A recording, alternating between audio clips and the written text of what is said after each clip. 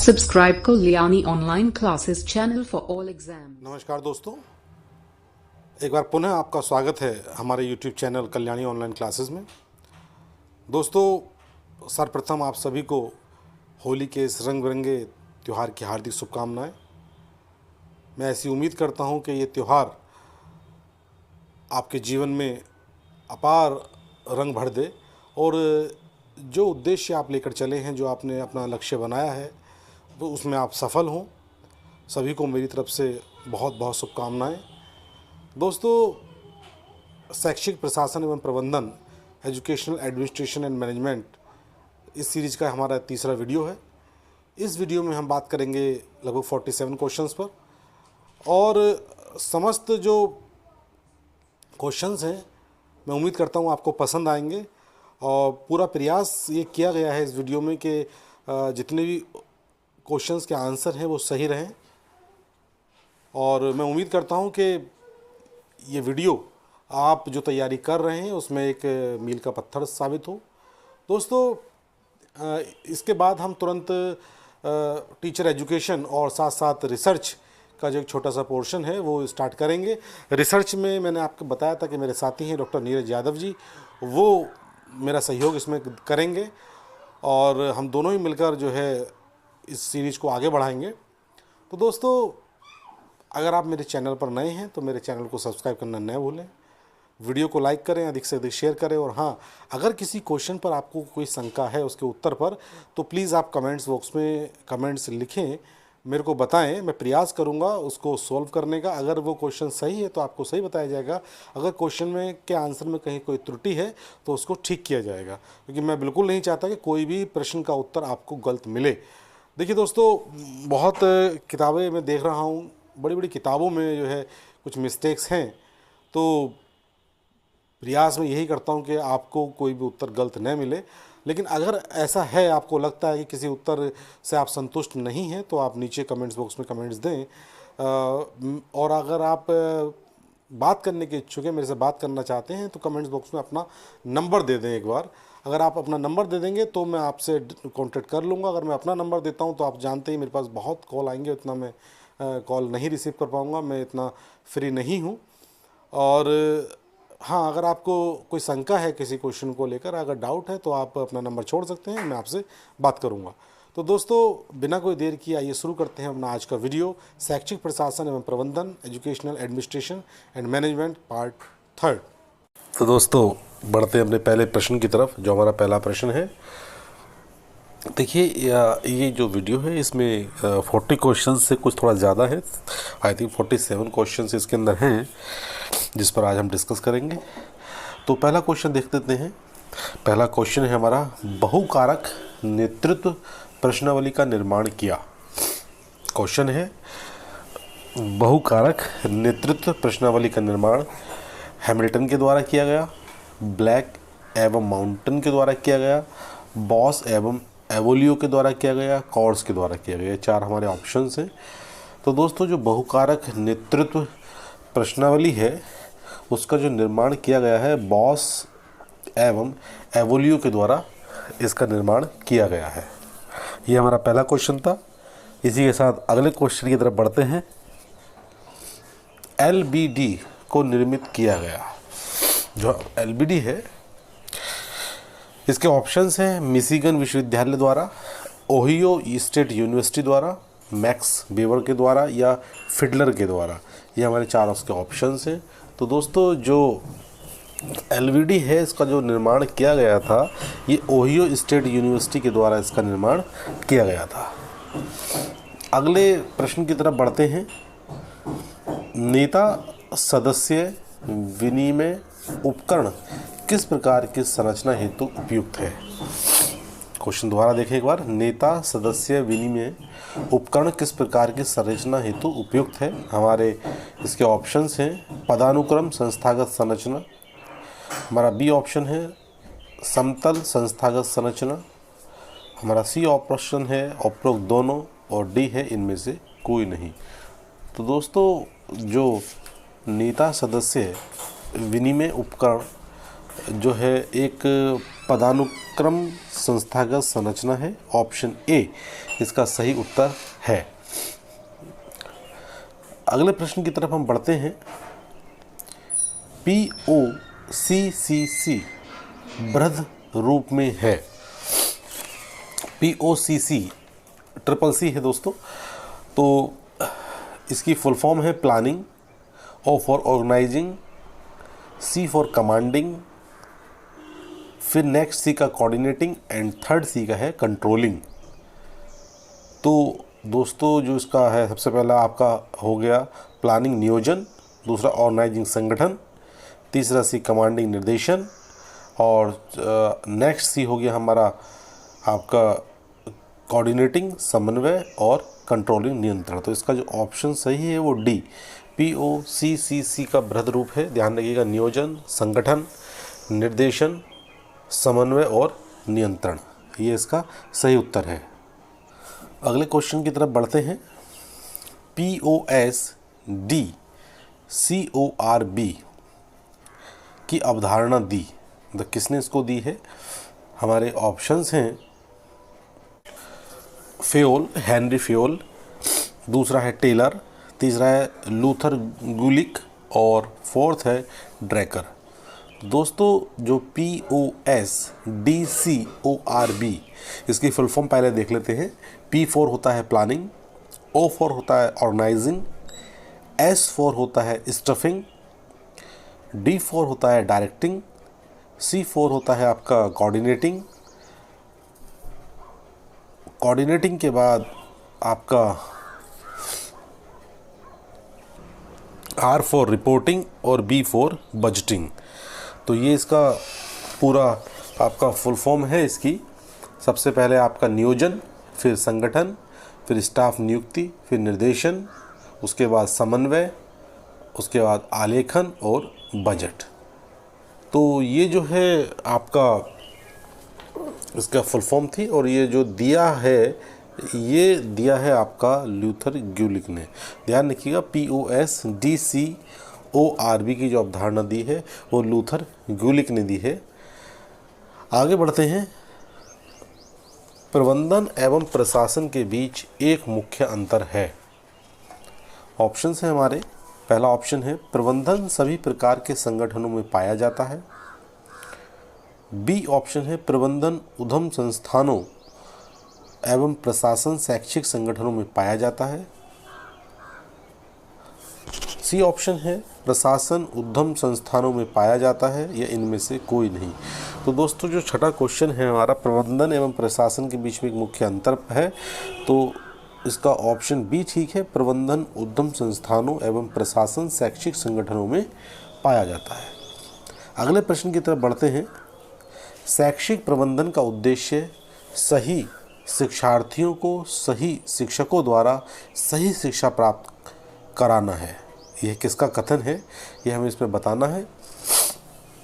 इसके ऑप्शंस हैं कुंड्स, A option है, बी ऑप्शन है सर ग्राहम वॉलफोर, सी ऑप्शन है लिपले और डी ऑप्शन है टेरी।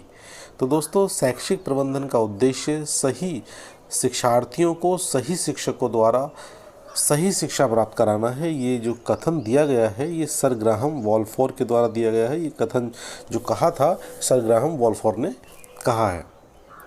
अगले क्वेश्चन की तरफ बढ़ते हैं। निर्णयन प्रक्रिया का अंतिम चरण है। नेक्स्ट क्वेश्चन है निर्णयन प्रक्रिया का अंतिम चरण है समस्या की पहचान, ए ऑप्शन है, बी है विकल्पों का चयन, सी ऑप्शन है समस्या का निदान और डी ऑप्शन है पृष्ठपोषण फीडबैक। तो दोस्तों जो निर्णयन की प्रक्रिया है उसका जो अंतिम चरण है वह है पृष्ठपोषण। जो फीडबैक होता है किसी भी निर्णय प्रक्रिया का जो है अंतिम चरण होता है। सबसे अंत में क्या किया जाता है, जितना भी कार्य किया गया है उसका फीडबैक दिया जाता है, किस प्रकार का वो कार्य रहा। अगले प्रश्न की तरफ बढ़ते हैं। जाल संगठनात्मक विकास को विकसित किया। जाल, ध्यान रखिएगा दोस्तों, जाल संगठनात्मक विकास को विकसित किया हैमिल्टन ने, ड्रॉकर ने, बैकहार्ड ने या ब्लैक एंड माउंटेन ने। तो दोस्तों जो जाल संगठनात्मक विकास है इसको विकसित करने का जो श्रेय जाता है ये ब्लैक एवं माउंटेन को जाता है। इन्होंने ही जो है इसको विकसित किया था, जाल संगठनात्मक विकास को। अगले प्रश्न की तरफ बढ़ते हैं। सहभागी प्रबंध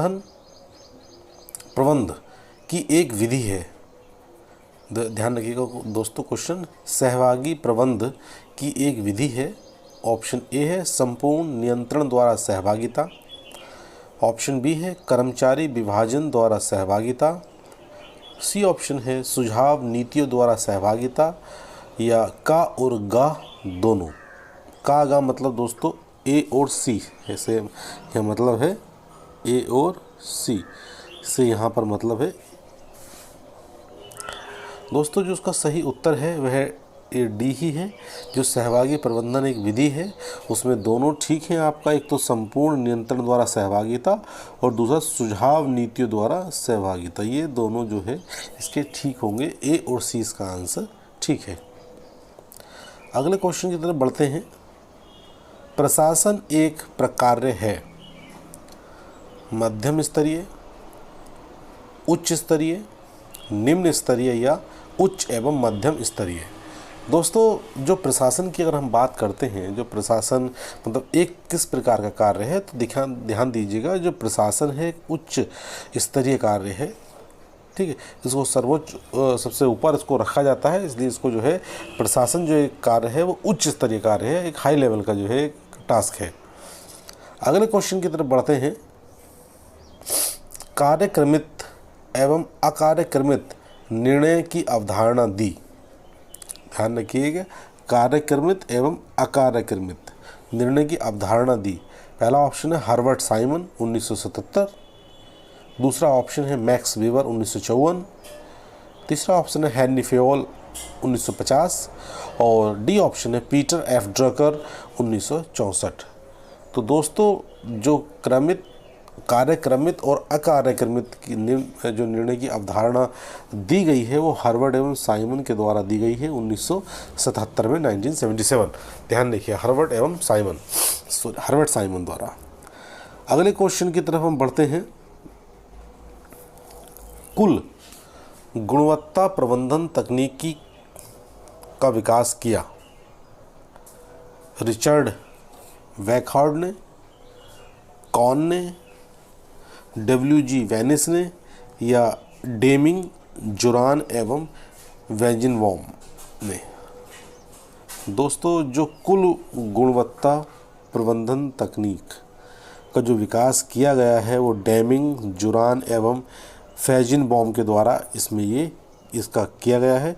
जो कुल गुणवत्ता प्रबंधन तकनीक, इन्हीं लोगों ने इसको विकसित किया था, डेमिंग, जुरान एवं वेजिनबॉम। अगले क्वेश्चन की तरफ बढ़ते हैं। कुल गुणवत्ता प्रबंधन की श्रेणियों को आरोही क्रम में रखिए। ध्यान रखिए दोस्तों, कुल गुणवत्ता प्रबंधन को किस में रखना है? आरोही क्रम में रखना है। पहला है आपका मूल्यांकन स्तर, दूसरा है आपका नियोजन स्तर, तीसरा है आपका क्रियान्वयन स्तर और चौथा है आपका क्रियाशीलता अथवा पृष्ठपोषण स्तर। दोस्तों जो इसका सही उत्तर है इसमें देख लेते हैं सबसे पहले क्या आएगा। देखिए सबसे पहले जो आएगा वो आएगा क्रियान्वयन स्तर, थर्ड पॉइंट सबसे पहले आएगा। उसके पश्चात जो हमारा सेकंड नंबर पर आएगा वो आएगा नियोजन, ये फर्स्ट हो गया, ये नियोजन सेकंड हो गया। और थर्ड नंबर पर आएगा आपका मूल्यांकन और फोर्थ नंबर पर आएगा क्रियाशीलता अथवा पृष्ठपोषण स्तर। तो इसका जो उत्तर है वो बी जो है इसका ऑप्शन ठीक है।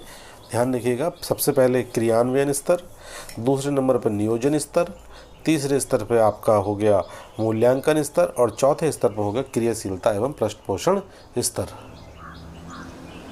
दोस्तों अगले क्वेश्चन की तरफ हम बढ़ते हैं।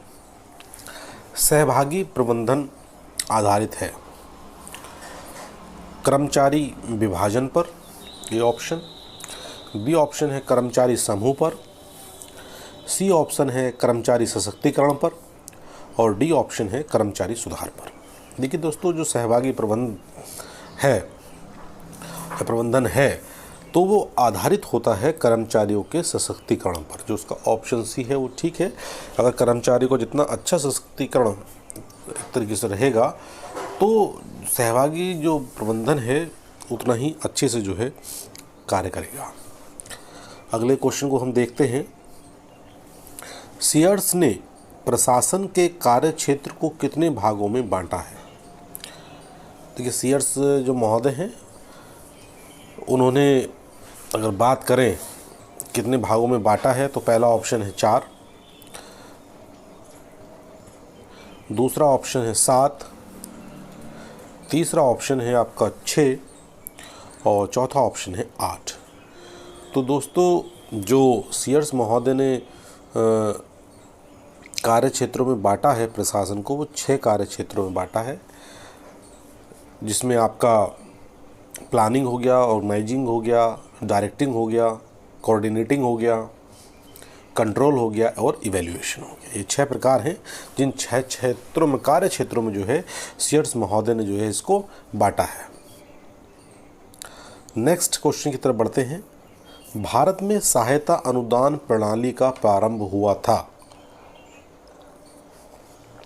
ऑप्शंस हमारे हैं, हंटर कमीशन ने सहायता अनुदान प्रणाली का प्रारंभ किया, या वुड डिस्पैच जो वुड घोषणा पत्र है उसने, सी ऑप्शन है भारतीय शिक्षा आयोग ने, या हर्टॉग समिति ने।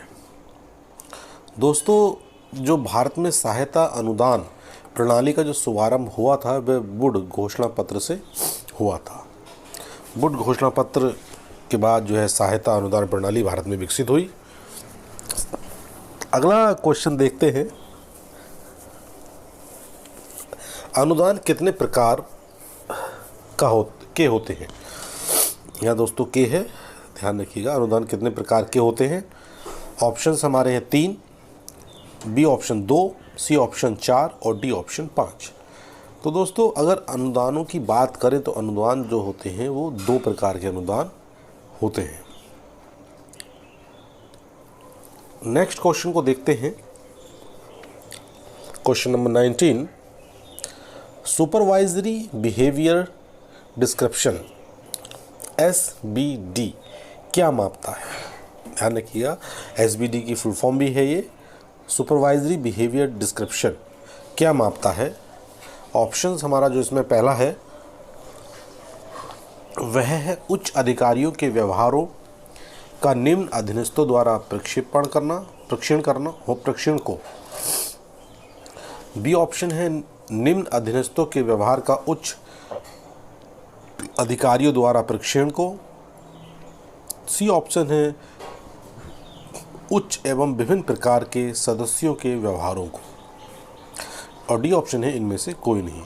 तो दोस्तों जो सुपरवाइजरी बिहेवियर डिस्क्रिप्शन है वो मापता है उच्च अधिकारियों के व्यवहारों का निम्न अधीनस्थों द्वारा प्रशिक्षण को। ऑप्शन हमारा ए जो है इसमें वो इसका सही उत्तर है। अगले प्रश्न की तरफ बढ़ते हैं। प्रासंगिकता सिद्धांत की अवधारणा दी। जो हमारा प्रासंगिकता सिद्धांत है वो किसने दिया है? हमारा पहला ऑप्शन है वेबर, बी ऑप्शन है फ्रेड फिडलर, सी ऑप्शन है ड्रॉकर और डी ऑप्शन है हेनरी फ्योल। तो दोस्तों जो प्रासंगिकता सिद्धांत की अवधारणा दी गई है वो फ्रेड फिडलर के द्वारा दी गई है। फ्रेड फिडलर ने ही जो प्रासंगिकता सिद्धांत को दिया है। ध्यान रखिएगा, प्रासंगिकता सिद्धांत। अगले क्वेश्चन की तरफ हम बढ़ते हैं। फिडलर का प्रासंगिकता सिद्धांत किस प्रकार का सिद्धांत है? जो फिडलर का प्रासंगिकता सिद्धांत है वो किस प्रकार का सिद्धांत है? ऑप्शंस हमारे हैं गुण सिद्धांत, पहला ऑप्शन है, दूसरा है व्यवहार परक सिद्धांत, तीसरा हमारा ऑप्शन है स्थिति परक सिद्धांत और चौथा हमारा ऑप्शन है इनमें से कोई नहीं, नन ऑफ दीज। तो दोस्तों जो फिडलर का प्रासंगिकता सिद्धांत है वह सिद्धांत है स्थिति परक सिद्धांत। स्थिति परक सिद्धांत इसको माना जाता है। अगले क्वेश्चन की तरफ बढ़ते हैं। ब्रूम तथा येटन के मानकीय प्रासंगिकता सिद्धांत में से कौन सी शैली आदर्श स्थिति को प्रदर्शित करती है? दोस्तों ऑप्शन इसके हैं ए जे, सी 2, जी सेकंड और जी आई बोल सकते हैं इसको दोस्तों, और A2। तो जो ब्रूम एवं येटिन की मानकीय प्रासंगिकता सिद्धांत में से कौन सी शैली आदर्श स्थिति को प्रदर्शित करती है, तो यहाँ पर जो इसका उत्तर है वो जी, सी ऑप्शन जो है इसका ठीक है, G-II। ये जो है प्रासंगिकता सिद्धांत को जो है आदर्श स्थिति को प्रदर्शित करती है। इसकी जो व्याख्या है हम नेक्स्ट वीडियो में करेंगे। इसको मतलब जब मानकीय प्रासंगिकता सिद्धांत के बारे में हम बात करेंगे आगे चलकर, तब इसको हम समझाएंगे कि क्या है। अगले क्वेश्चन को देखते हैं। भारत में माध्यमिक शिक्षा में सुधार के लिए NCERT की स्थापना की गई। ऑप्शंस हमारे हैं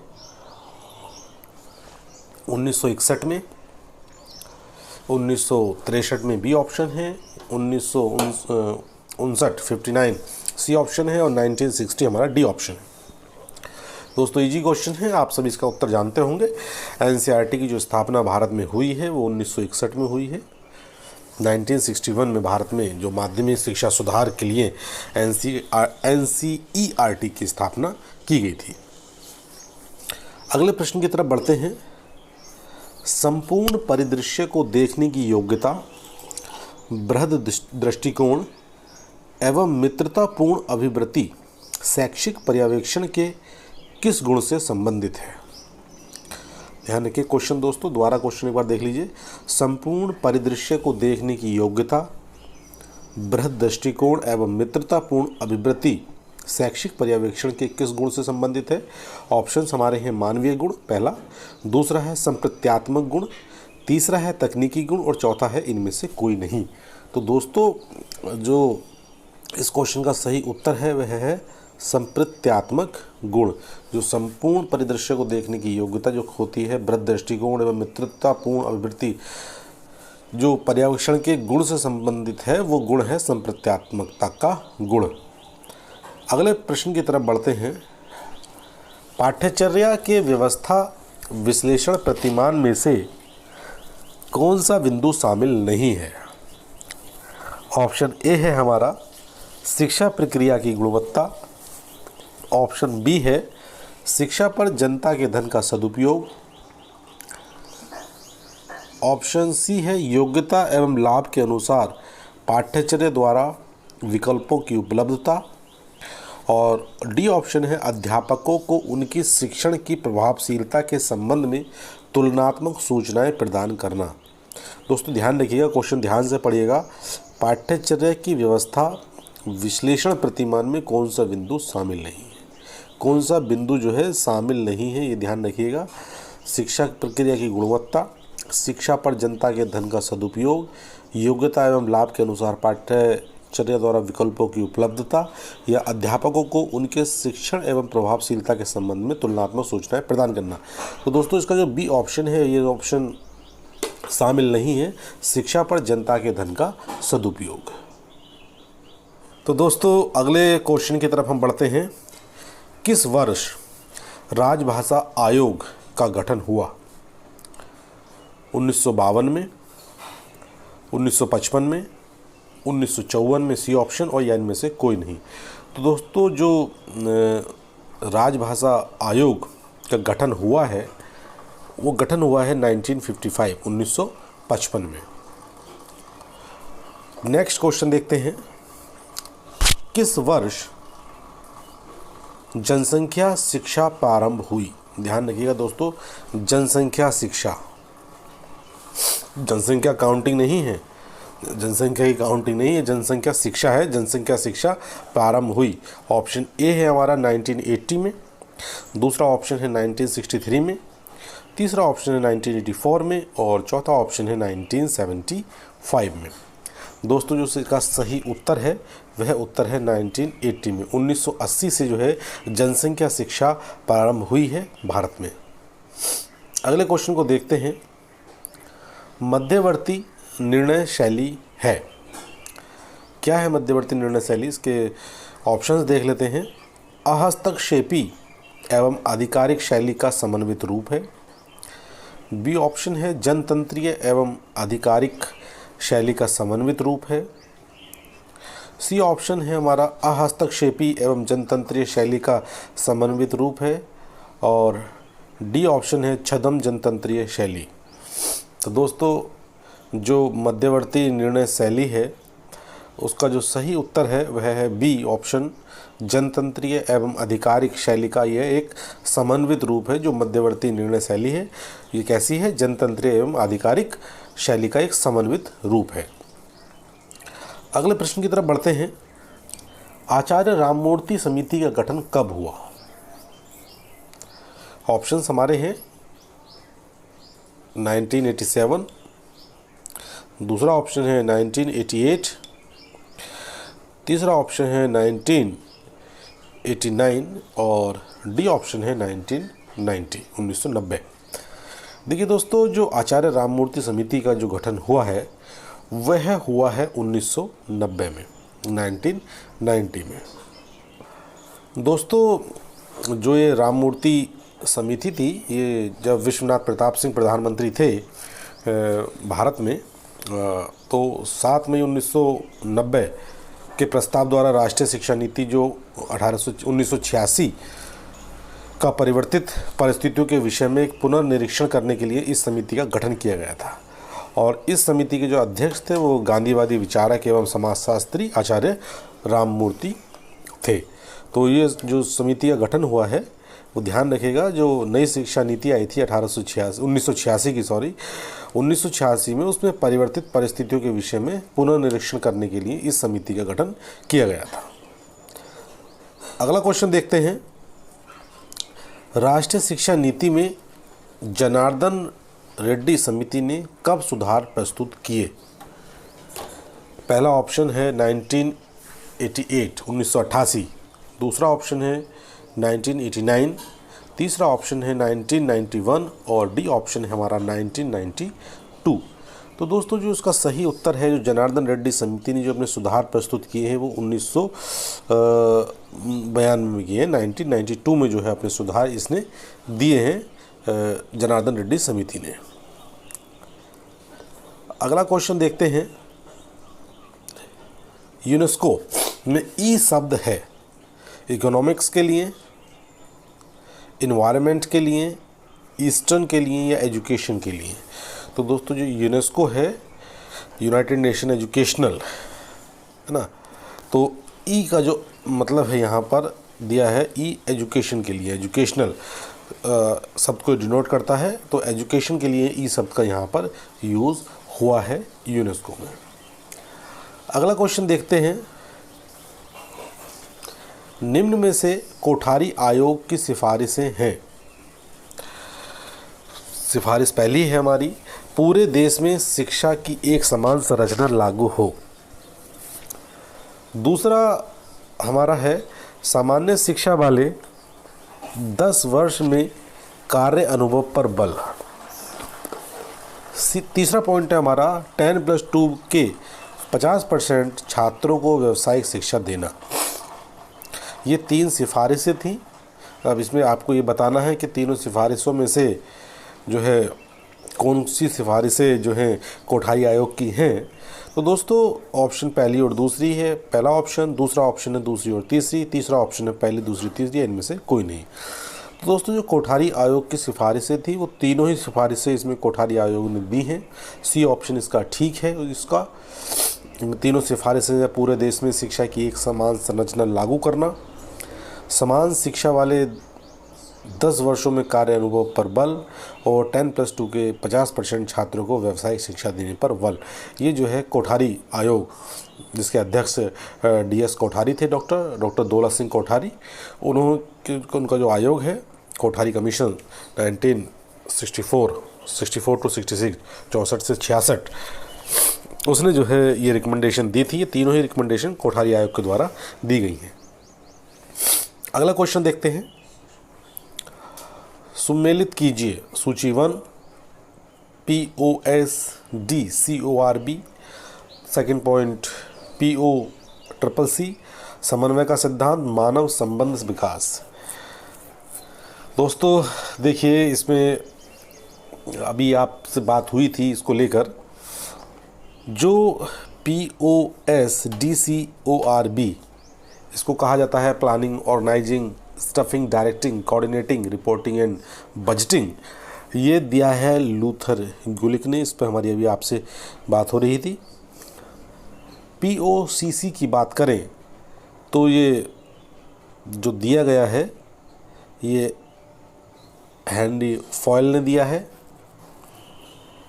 समन्वय का जो सिद्धांत है, समन्वय का जो सिद्धांत है दोस्तों, ये है हमारा MP फॉलेट के द्वारा दिया गया है। और जो मानव संबंध विकास का सिद्धांत है वो एल्टन मेयो का है। तो इस हिसाब से अगर देखें तो इसका जो B ऑप्शन है हमारा B, वो ठीक है। ऑप्शन B हमारा इसमें करेक्ट आंसर है, ध्यान रखिएगा। POSDCORB लूथर गुलिक, POCCC हेनरी फॉयल, समन्वय का सिद्धांत MP फॉलेट और मानव संबंध विकास एल्टन मेयो। तो सही उत्तर इसका B है ऑप्शन। नेक्स्ट क्वेश्चन की तरफ बढ़ते हैं। निम्न का सही क्रम है, हमारे ऑप्शंस हैं, सॉरी जो आयोग दिए हैं उसको देख लीजिए। पहला है आपका मुदालियार आयोग, दूसरे नंबर पर है कार्यदल समिति, तीसरे नंबर पर है सार्जेंट प्लान और चौथे नंबर पर है कोठारी आयोग। इनको सही क्रम में दोस्तों यहाँ पर हमें लगाना है। तो सबसे पहले इनमें से अगर देखा जाए तो सबसे पहला है सार्जेंट प्लान, नंबर 1 पर आएगा। उसके बाद आपका मुदालियार आयोग 1952 लक्ष्मण स्वामी मुदालियार जो इसके अध्यक्ष थे, उसके पश्चात कोठारी आयोग और फिर कार्यदल समिति। तो इसका जो सही उत्तर है दोस्तों वो ए है। ए ऑप्शन इसका ठीक है। सबसे पहले सार्जेंट प्लान, उसके बाद मुदालियार आयोग, फिर आपका कोठारी आयोग और उसके बाद कार्यदल समिति। ये इसका सही क्रम है 3, 1, 4 और 2। अगले प्रश्न की तरफ बढ़ते हैं। सुमेलित कीजिए सूची 1 सूची 2 दिया है आपका 1952 में, आपका 1964 और 1985। दोस्तों देखिएगा 1952 में क्या आया है आपको मालूम होना चाहिए, मुदालियार आयोग। ठीक, 1964 में आपका आया है कोठारी आयोग। ठीक, और 1985 में आया है आपका कुलदेव स्वामी कार्यदल। तो इसका जो आंसर होना चाहिए वे आंसर इसका क्या है, ऑप्शन डी। इसका सही उत्तर ऑप्शन डी है 3, 1, 2।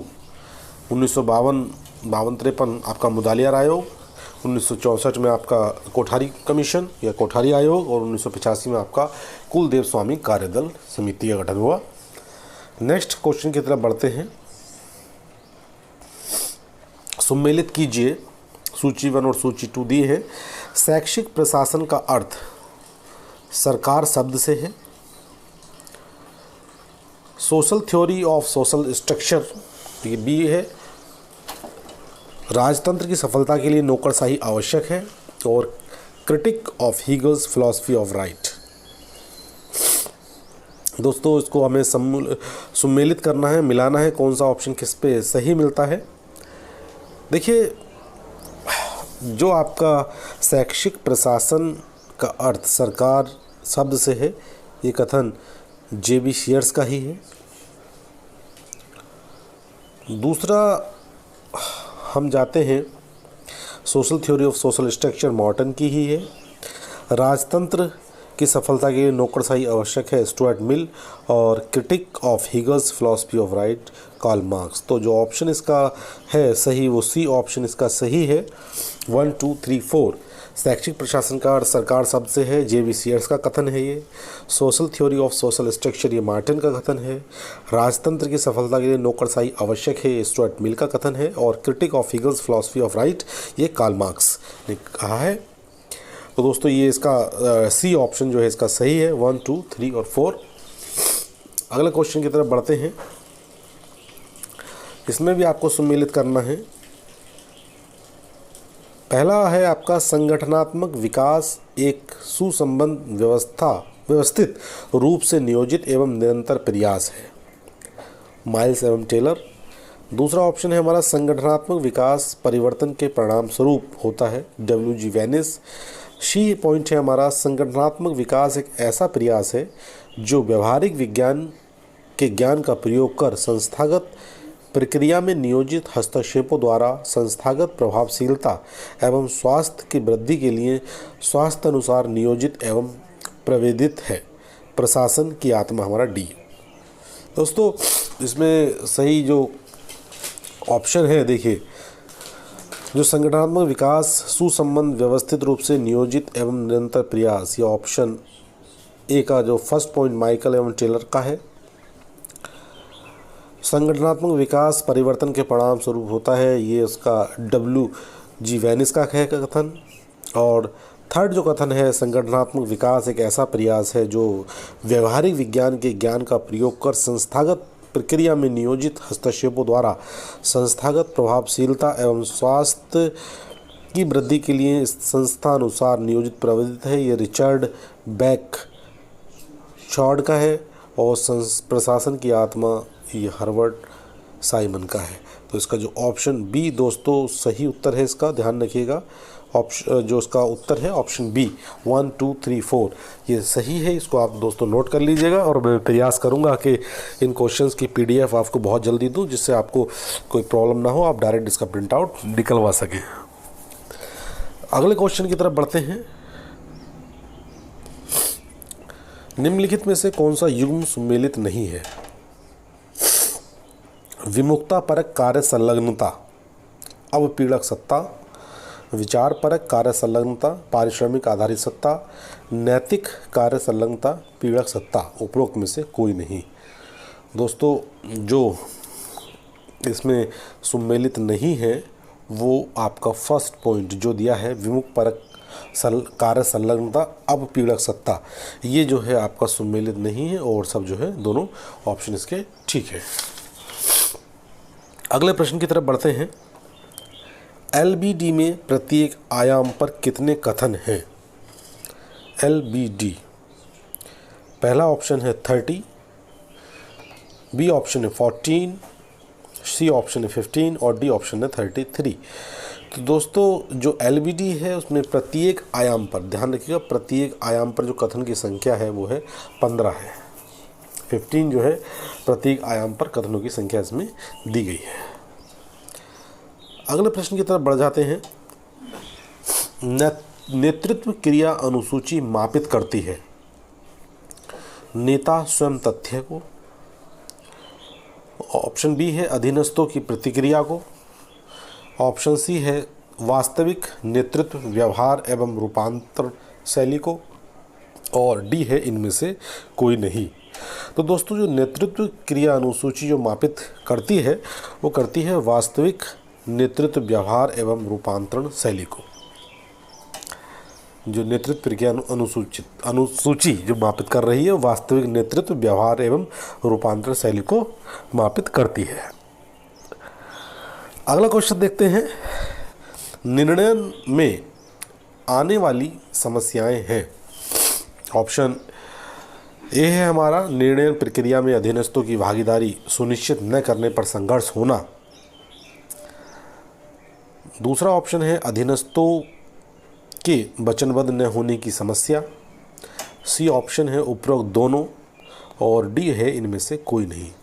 तो दोस्तों निर्णयन में आने वाली जो समस्याएं हैं वो दोनों समस्याएं हैं, उपरोक्त दोनों इसका आंसर है। जो पहली समस्या है, पहली यह है कि निर्णयन प्रक्रिया में अधीनस्थों की भागीदारी निश्चित न करने पर संघर्ष होता है, और दूसरा है अधीनस्थों के वचनबद्ध न होने की समस्या। ये दो चीज़ें हैं, दोनों जो पॉइंट हैं निर्णय में आने वाली समस्या को दर्शाते हैं। तो जो ऑप्शन सी है वो उसका राइट आंसर है। अगले प्रश्न की तरफ बढ़ते हैं। लक्ष्य प्रधान प्रबंधन प्रक्रिया के चरण को आरोही क्रम में रखिए। पहला है परिणामों का मूल्यांकन, दूसरा है कार्य योजना का विकास, तीसरा है दीर्घकालिक लक्ष्य निर्धारण और चौथा है सुधारात्मक कार्यविधि और पांचवा है प्रदर्शन हेतु निश्चित उद्देश्य निर्धारण। दोस्तों इन पांचों पॉइंटों को एक आरोही क्रम में रखना है। तो मैं आपको बता दूं, सबसे पहले इसमें आएगा आपका दीर्घकालिक लक्ष्य निर्धारण, नंबर 1 पर आएगा। उसके बाद नंबर 2 पर आएगा आपका प्रदर्शन हेतु निश्चित उद्देश्य निर्धारण, और तीसरे नंबर पर आएगा आपका कार्य योजना का विकास। उसके पश्चात चौथे नंबर पर आएगा परिणामों का मूल्यांकन, और 5वें नंबर पर आएगा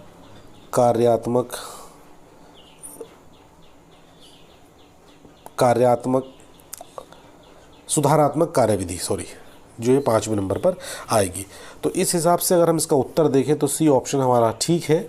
ऑप्शन सी पहले नंबर पर हो गया आपका दीर्घकालिक लक्ष्य निर्धारण, दूसरे नंबर पर हो गया आपका प्रदर्शन हेतु निश्चित उद्देश्यों का निर्धारण, तीसरे नंबर पर हो गया आपका कार्य योजना का विकास, चौथे नंबर पर हो गया परिणामों का मूल्यांकन, और 5वें नंबर पर आपका हो गया सुधारात्मक कार्यविधि। तो इसका ऑप्शन सी जो है इसका ठीक है। ये आरोही क्रम में व्यवस्थित हो चुके हैं। आगे बढ़ते हैं अगले प्रश्न की तरफ।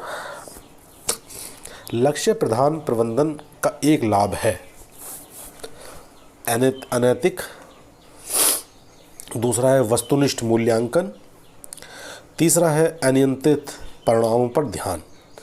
तो दोस्तों, जो लक्ष्य प्रधान प्रबंधन का एक लाभ जो है वह है वस्तुनिष्ठ मूल्यांकन।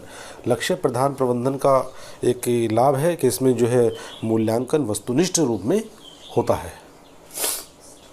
अगले प्रश्न की तरफ बढ़ते हैं।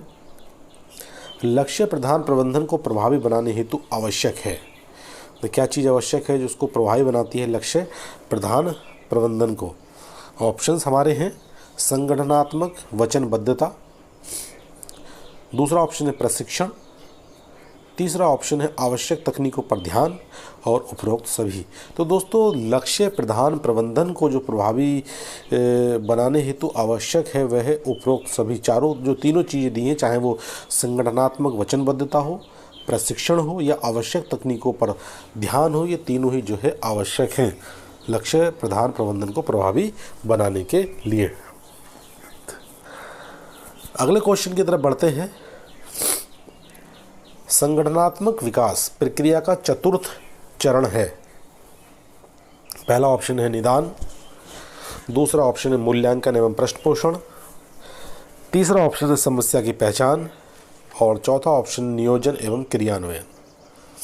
दोस्तों, जो संगठनात्मक विकास प्रक्रिया का जो चतुर्थ चरण है वो है नियोजन एवं क्रियान्वयन। ऑप्शन डी इसका सही उत्तर है। संगठनात्मक विकास प्रक्रिया के जो चरण में दिए हैं नियोजन एवं क्रियान्वयन। अगले क्वेश्चन की तरफ बढ़ते हैं। संगठनात्मक विकास युक्तियां हैं। पहला ऑप्शन है सर्वेक्षण पृष्ठपोषण, दूसरा ऑप्शन है जाल संगठनात्मक विकास, तीसरा ऑप्शन है लक्ष्य प्रधान प्रबंधन, और चौथा ऑप्शन है उपरोक्त सभी। तो दोस्तों, इसका जो ऑप्शन डी उपरोक्त सभी इसका सही उत्तर है। जो संगठनात्मक विकास की युक्तियां हैं उसमें सर्वेक्षण पृष्ठपोषण भी सम्मिलित है, जाल संगठनात्मक विकास भी सम्मिलित है, और लक्ष्य प्रधान प्रबंधन भी इसके अंदर सम्मिलित है। अगला प्रश्न देखते हैं। संस्थागत आदेश अनुपालन के 2 स्वरूप हैं, कार्य संलग्नता एवं संगठन। दूसरा ऑप्शन है हमारा सत्ता एवं कार्य संलग्नता, तीसरा ऑप्शन है सत्ता एवं संगठन, और चौथा ऑप्शन है इनमें से कोई नहीं। तो दोस्तों, जो संस्थागत आदेश अनुपालन के जो 2 स्वरूप हैं वो हैं सत्ता एवं कार्य संलग्नता। ऑप्शन बी इसका सही उत्तर है। तो दोस्तों, ये थे हमारे आज के प्रश्न। संभवतः प्रश्न आपको पसंद आए होंगे और आएंगे भी प्रश्न। ये पसंद आपको थोड़ा सा आवाज़ में प्रॉब्लम है, एक्चुअली थोड़ा तबीयत ख़राब है, जुकाम वगैरह है, और इसलिए थोड़ा सा आवाज़ में आपको हल्का सा हो सकता है बोलते समय कुछ दिक्कत थोड़ा रही है। तो दोस्तों, ये हमारा जो है तीसरा वीडियो था इस पार्ट का, मैनेजमेंट एडमिनिस्ट्रेशन एंड मैनेजमेंट का। 47 क्वेश्चंस हम लोगों ने आज इस वीडियो में डिस्कस किए हैं। इसके बाद हमारे और 3 वीडियो, इस पर करीब 3 से 4 वीडियो आएंगे जो कल परसों और उससे अगले दिन आपको मिलेंगे। और मैं उम्मीद करता हूं कि प्रश्न निश्चित तौर पर आपकी जो तैयारी आप कर रहे हैं असिस्टेंट प्रोफेसर की या यूजीसी एनटीए नेट की, तो उसमें सहायक सिद्ध जरूर होंगे। अगर हाँ किसी क्वेश्चन पर आपको कोई आपत्ति है, अगर आपको लगता है कि उसका उत्तर गलत है, तो आप कमेंट्स बॉक्स में नीचे लिखें।